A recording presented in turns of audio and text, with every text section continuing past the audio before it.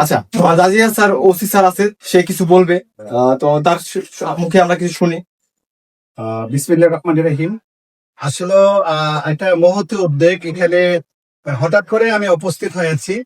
এখানে এসে যা দেখলাম আর কি, এখানে বরাবরই আমাদের প্রবাসী ভাইয়েরা যারা আছে বিভিন্ন দেশ থেকে আমাদের এই দেশকে পার্টিসিপেট করার জন্য রেমিটেন্সের মাধ্যমে আমাদের দেশকে উদ্গ্রীব করে থাকে, উৎসাহিত করে থাকে।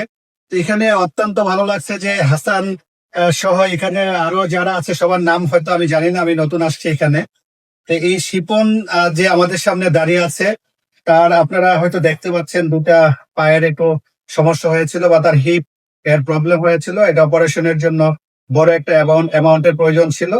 তো এই প্রবাসী ভাই সহ এখানে যারা এই এলাকা থেকে তার পাশে থেকে এই সুন্দর একটা মহতী উদ্যোগ নিয়ে একটা কাজ করেছে, আমার কাছে অত্যন্ত ভালো লেগেছে। আমাদের প্রত্যেকের সমাজে এরকম এই সমাজের ছোটখাটো ছোট যে কাজগুলো আছে, আমাদের বিত্তশালী ভাইয়েরা যারা আছে তারা যদি এগিয়ে আসে, আমাদের সমাজে যারা একটু নিরীহ মানুষজন আছে, অসহায় মানুষ আছে, তারা হয়তো আমাদের মতো দাঁড়াতে পারবে, তারাও ভবিষ্যৎ আশা করে আর কি।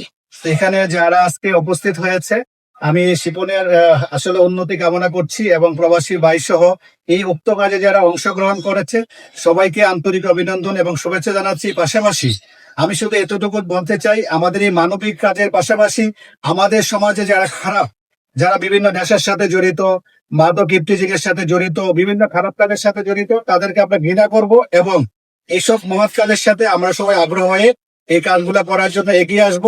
এবং প্রবাসী ভাইদেরকে আবারও আন্তরিক অভিনন্দন জানাচ্ছি এবং এখানে যারা এই কাজে সংযুক্ত হয়েছে, সহযোগিতা করেছে, হাসান সহ সবাইকে আমি ধন্যবাদ জানিয়ে এখানে শেষ করছি। আসসালামু আলাইকুম।